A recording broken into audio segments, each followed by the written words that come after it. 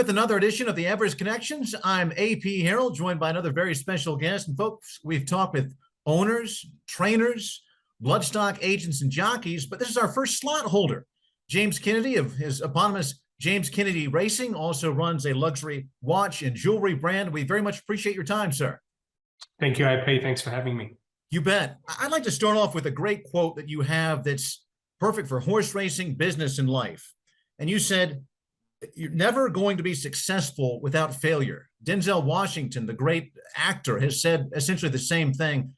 Can you elaborate on what you and others can and have learned through the failures, which can make you a bigger success? Yeah, it's a great question, and yes, it is a quote that I've said on many occasions. Success. I don't think success measures all that much. I don't think we reflect as much on our successes as we might our failures. So when we talk about reflection, we're talking about learning, we're talking about experiences, and I think it's those failures or challenges, for lack of a better term, that are really, I think, the events in life that whether they be in business or personally, that will define us. And I always tend to think that if you don't make a mistake, you don't know what to do right the next time around. So there's a saying by Confucius that is, our greatest glory is not in never falling, but in rising every time we fall. I think it's as true then as it is today. And Confucius might have been thinking about one enemy or one problem going after you. And we think of football, whether it's on your side of these great ponds, which we would call soccer, or American football over here, there's one team you're going up against. And probably, unless there's a tie, one team wins and one team loses. In horse racing, let's take the Everest. There's going to be 11 quote unquote losers, not really losers, they're combatants, and one victor. So your life mantra, one of your basic tenets, is very applicable to horse racing, isn't it? Because it's not often that anybody wins. No, it's true. It's when you reflect on a horse race, when I imagine trainers, owners, connections are looking at a result, what can you really take from a win? Other than the trophy and the prize money that comes with finishing first, there's not much you learn from a win, because generally, racing it's not as simple as the best winning. I think any race at any time is very much a result of circumstance. Getting the right one, getting the right run, getting the right draw, having the right jockey, other horses potentially not getting the right run or getting the right draw. So and a great example of that is say Nature Strip, which is arguably one of the best sprinters of our time. Right. And how many cracks did he have at the Everest before he was able to win it? And he scraped through. In getting that result, so I think the circumstance of a race is very much at play when we think about the results. So therefore, I think you can get more out of losing, for lack of a better term, as you put it, than we can from our wins. Certainly in racing, when we're thinking about where to run, where to position, lead, sit back. And you're also evaluating your tactics when it comes to a race against the other horses. I think that's an important thing to think about. If you're a horse that likes to be on pace, but you're running in a race where there isn't a lot of speed, or there is a lot of speed, does that change where you actually have to position yourself? So I think that's very unique. To your point, when you're sort of playing a team sport where it's one-on-one. Technically, you've just got to deal with the opposing side at that particular moment where, think about it like if you talk about football as the analogy, I guess, you might play 12 teams in a season. A horse has got to do it in one go, play all 12 in the one game. It's a heck of a thing. And I'm sure on your side of the pond, just like ours, there's these guys that are hawking these programs and they want to sell you, whether it's 10 Australian or American dollars, who's going to win. Of course, if they knew who was going to win, they wouldn't be selling that information. No one knows who's going to win, do they? No. On any given day, Winks, 20 plus starts at 8 ran and won. you still weren't 100% sure, which is why you got $1.05 or $1.07 or whatever price that you still got. Right. You never really know, right? Until they cross that line. So I guess that's the excitement and enjoyment. Even if you've got the short price favor going into a race, I imagine the owners of Winx were a nervous wreck going No doubt. into every start. I probably sometimes would prefer to have a 20-1 horse going through than an odds-on favorite. A lot less pressure for sure. Our guest on the Everest Connections is James Kennedy. We're going to talk about your racing business and talk about the Everest, but let's learn a little bit more about you as a person. Where were you born and where'd you grow up? So I was born in Sydney, Australia. I live in Melbourne. I've been living in the US actually for the past several months, but heading back towards the end of this year, just in time for the Spring Carnival. Went to school in Sydney, left Sydney when I was about 30 years old, and have spent, better part of a decade in Melbourne. I know you love competition or you wouldn't be in business, and we've talked about team sports, but as you think back over the years, what are some early memories, whether it's a horse, a person, an event, that led you to have a passion for the sport of kings? Look, I think I just would have taken a very typical approach to racing. It wasn't something that jumped out at me as having a major passion for growing up.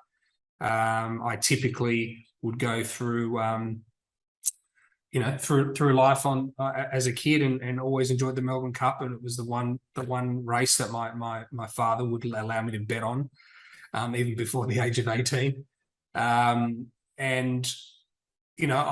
had success, funnily enough, betting. I think I had the trifecta 3 times. I must have gone 6 or 7 years in a row back in the winner, and with no skill involved. It was all pure luck. But I think my love for racing, and I guess the willingness today to have the investment that I have in it has probably just evolved, I guess, more through my adult life than as a child. And, I would say we started really humble beginnings for a racing operation. We had, I think we bought six or seven were the first amount of horses we bought back in 2000, and I'm going to say 16, 17. We set up shop at Pakenham. Not an easy task building a racing operation, literally from the ground up. And fast forward 5 years later, we're sitting at Flemington, which is probably the preeminent, well, it is the preeminent racing ground in Australia, if not the world. And our we're set up there. We've got probably one of the best facilities in and around the race course, and we've got a strong list of 20 plus horses going around, an incredible operation. And personally, it's something to be that I'm very proud of.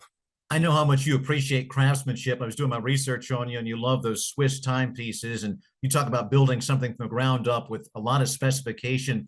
What could you take from what those guys do, the watches that you bring to the retail level, in building your own racing brand? Look, I think for me, it's probably the professionalism in not so much in watchmaking. I'm a retailer, so the art as an approach to creating watches are done by these incredible brands that I partner with. But I have an obligation to those brands to represent them in the market, in the Australian market, and extend the quality of their manufacturing into the service and experience that I can provide our customers. And that comes very much from building a very strong infrastructure, very strong company, strong process, and that's probably what I bring to the racing industry, and particularly to Kennedy Racing. We have an incredible infrastructure in place. From the moment we buy a horse as a yearling, all the way through to the moment that it has its first start, and then as it races through its career and even its post-racing career. Everest slot holder and Australian businessman James Kennedy, our guest on the Everest Connections. And James, let's go ahead and pivot a little bit to the Everest. What did you learn from last year's event, and how are you going to apply that to selecting a horse for this year's contest? This year, I think, I'd still love the idea of having my own horse. While we have a few in the stable that I think are talents, I'm just not sure they're there to the level whether that be by age or circumstance, up to the level of the Everest at this particular juncture. But you never know. You never know what can jump out of the ground. I think last year, it was my first year in it, and I took a bit of a gamble in selecting Rothfire, who, if you take the injury out of the equation, its first injury was, going to be a close favourite to that race the previous year. And I took a bit of a gamble, and why not? We are talking about racing after all. to select Rothfire in the slot. And it was one of those things: either he's come back from injury and he's as good as he ever was, and he's going to give the race a shake, or his body wasn't going to hold up. And unfortunately, it was the latter. Then I think getting a horse like Embracer, not to say that he's not a great horse and that he wasn't still competitive, and he had some good races leading in. I was, caught a bit behind, caught behind an 8 ball a little bit towards the end there. Surprisingly, there wasn't, it's a unique race, the Everest. There wasn't as much uptake, certainly not at that late stage, for the slot. I mean, we had horses that ran in the pre-race. I forget the name of the race, but there's another 1200 meter race that same day. And we offered a few horses in that race a slot, and they didn't want to take it. And we had other horses, that are 3-year-old colts as an example, because obviously being weight for age, having a 3-year-old, you get a lot of benefit going into that race. But then a lot of them wanted to go for the value running in the Coolmore, and getting the stud value of racing in that race. So I think probably what I learnt this time around is, I think it's important to make a move early. At the time, last year I thought it wasn't the right thing to make a move early. It was let everything play out and let all the horses that are in the mix run their races and sort of pick the best of the best. But at the same time, I think now if you don't go a little bit earlier, you might not be left with enough talent that can compete. James, as I was studying your career, you struck me as similar to a guy who, I'm from Atlanta, Georgia, in the U.S., and Ted Turner took his father's business. His father was a fantastic businessman and took it to the next level. Like your father, Ted's father didn't live as long as we might have hoped. How do you think he would see your father, the successes you've had? How proud would he be of the foundations that he laid and where you've taken the business? Oh, I mean, I think I would like to think he'd be very proud of what I've been able to achieve. Whether it's taking the foundations of an existing business and making something of it, or starting from the ground up, I think they're 6 of one, half a dozen of the other of difficulty. I mean, I think the pressure of making a mess of something you've been handed, brings a lot into the equation, as opposed to if you start from nothing, then you're sort of playing with the idea of what do you have to lose.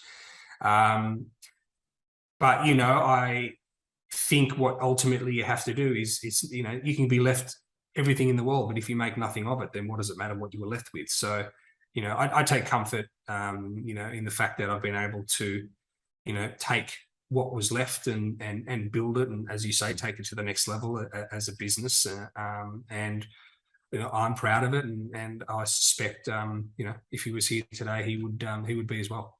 And your finance background has obviously helped. And it was interesting a couple of minutes ago when you were talking about, I could see that you were torn between your heart wanted one of your own horses, but your head saying, hey, maybe not quite that time. And I look at the things in which you dabble. You got the jewelry and watches and horses, and there's head, but there's also so much emotion in a fine piece of jewelry or fine watch, or I love that horse. Are there really two complementary, sometimes competing elements within James Kennedy that contribute to both your successes and failures in business? Is that fair? Oh, look, I think anyone who says that emotion doesn't drive decision making is just lying.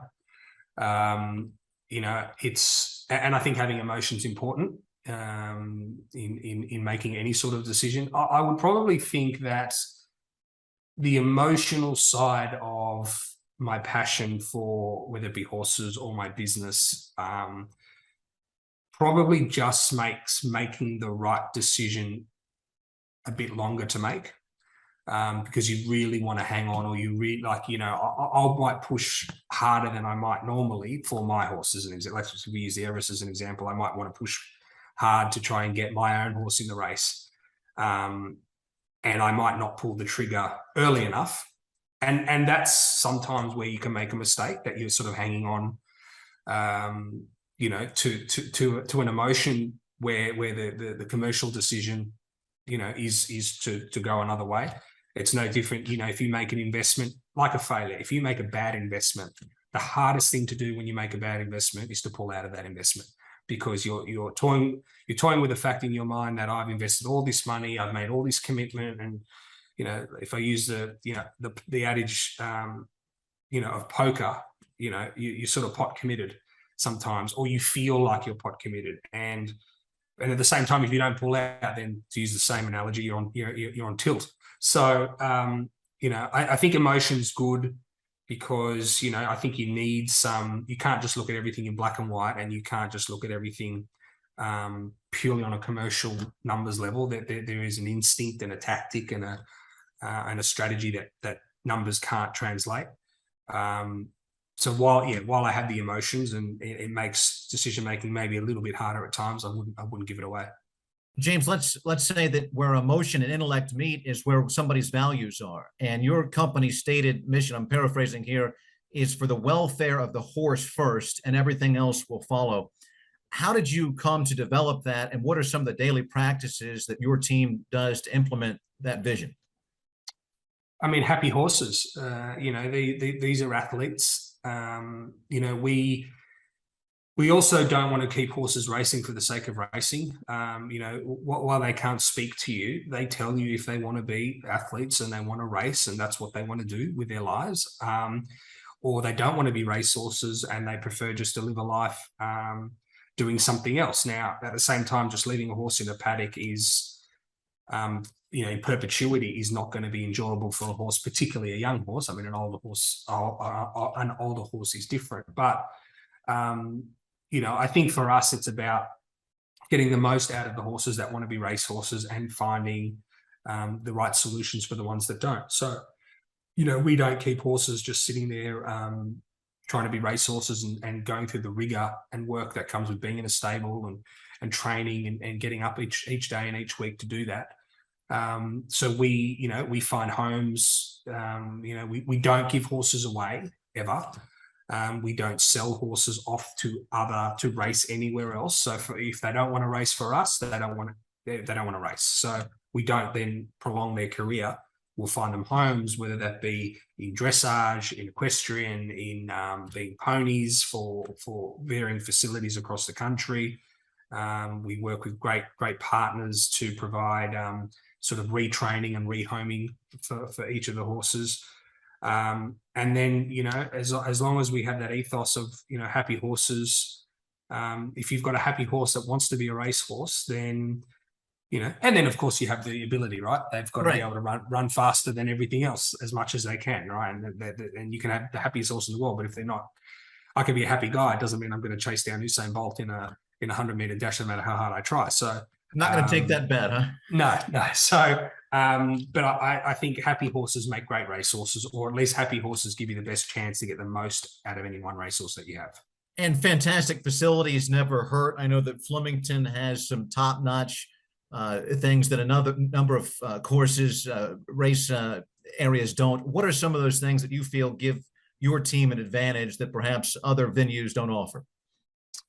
I mean, it's the premier track in the country. Whether it's the sand track, the synthetic, the grass tracks, the quality of the track. I mean, like just small things like drainage, particularly in a city like Melbourne, is critical when you have as much rain. And to be honest, even in Australia at the moment, with the El Nino effects that we're having at the moment, having good drainage is important. Otherwise, you're constantly just running on heavy tracks, and heavy tracks are a very hard, difficult surface to run on. And, very rarely, even in days and days of rain, will you have Flemington and a heavy. So, I think the quality of the tracks for the training, as well as having it for racing, I think is probably what sets it apart from most facilities, particularly in Australia. And as far as, I mean, our stable goes, you know, we've got, you know, all the equipment, whether it be the solariums, or, you know, or the walkers, or the treadmills, or the sand rolls, or the paddocks. You know, we put an end-to-end facility in place there. And, you know, you're a stone's throw away from the track. So, you know, getting the horses to and from the track each morning for their work is also, you know, it's close, so it's not too difficult or too long a commute. You know, you've got the pool, where we do a lot of exercise, which is a critical part to horse training. Not, you know, not every facility has a pool. Pools are important, particularly if you've got horses that have, you know, suspensory or tendon or you know, leg issues where you need to reduce the weight on them. So the pool keeps them as fit as if they're galloping, but it's got no weight on them. So it's a really important part of training. James Kennedy of James Kennedy Racing, and also Kennedy, the luxury watch and jewelry brand, is our guest on the Everest Connections. I read a quote when you first became a slot holder that you really wanted your brands to associate with this fantastic, still very new race, going into just its 6th year. It's a young, energetic crowd, very fashionable crowd. It looks like the perfect marriage between a race and a brand. And when did you realize, hey, we absolutely have to partner with the Everest? I attempted to purchase a slot probably a few years prior. It didn't work out that way. You know, look, I'll be honest. I mean, I prefer to buy a slot directly from, you know, from Racing New South Wales, you know, than having to effectively buy it secondhand, for lack of a better term. And, you know, for all its popularity, I'd like to think that I'm representing the race and the slot holders well on behalf of Racing New South Wales. And, you know, and I think if there was an opportunity and I think there is an opportunity to increase the field, you know, I think there's no reason why it shouldn't go from 12 to maybe 13 or 14 slots. And if that opportunity became available, that's probably something I would put my hand up for, and something I would consider then doing for the long term. And doing for myself more than anything else. But look, I think it's a great race. You know, what Pete V'landys has done in Australia and in racing, particularly in New South Wales, is great for racing. You know, it costs a fortune. It's going to be no secret how much it costs to be in racing, and particularly in the manner in which I do it, which is run my own operation end to end.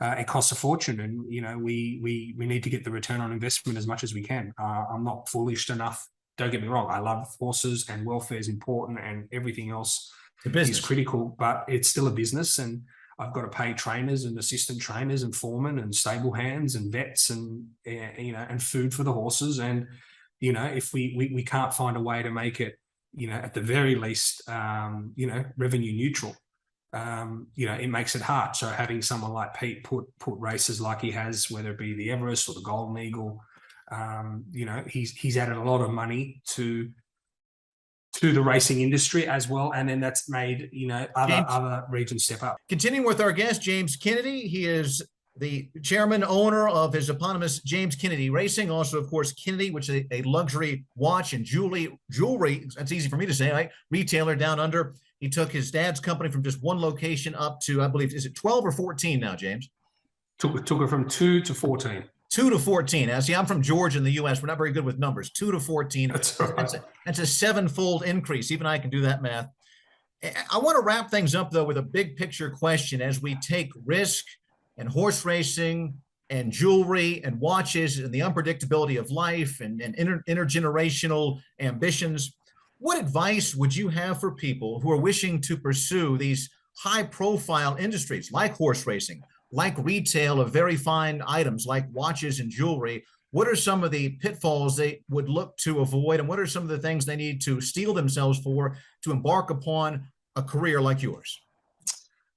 Oh, look, it's a very broad question, and I don't think it should be narrowed into whether it's just in my industry or racing or my particular business. But I think any business or any investment, I think the first, you know, the first bit of advice is understand risk and understand how much risk you're prepared to take. People can think that winning, being successful, being wealthy can be luck, can be just handed to you. It couldn't be further from the truth.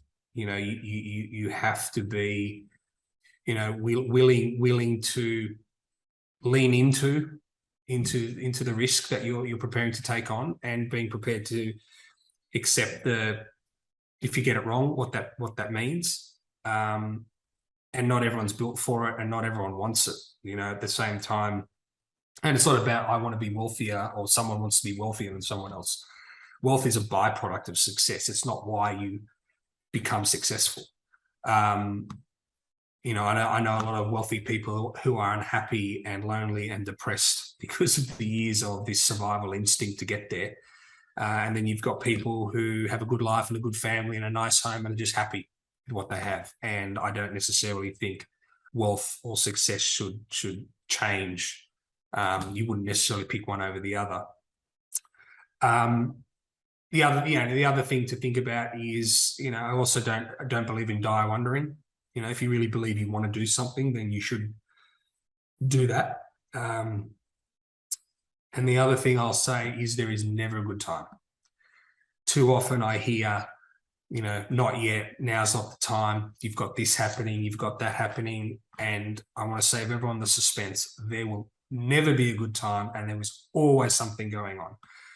You can think this particular reason today is a reason you should do something in 3 weeks, and there'll be another thing that comes along and you say, I'll wait 5 weeks or 6 months or 3 years. And the next thing you know, 20 years has passed and you still haven't gone to do anything of the things that you said you were going to do. So, I guess it would be understand and be prepared to take on the risk you're prepared to take. Don't die wondering if there's something you really want to do. And, there's never a good time. If you want to do something, go ahead and do it if you think it's the right thing to do. Folks, those are some fantastic words of wisdom from a man who has leaned into risk and broken down the door in a big way of success. We really appreciate your time, James Kennedy. He is a slot holder in the Everest, and we hope to visit with you again once you've secured your horse. Best wishes, and hope to see you there at the Sydney Spring Carnival, sir. Thanks, JP. Good to talk.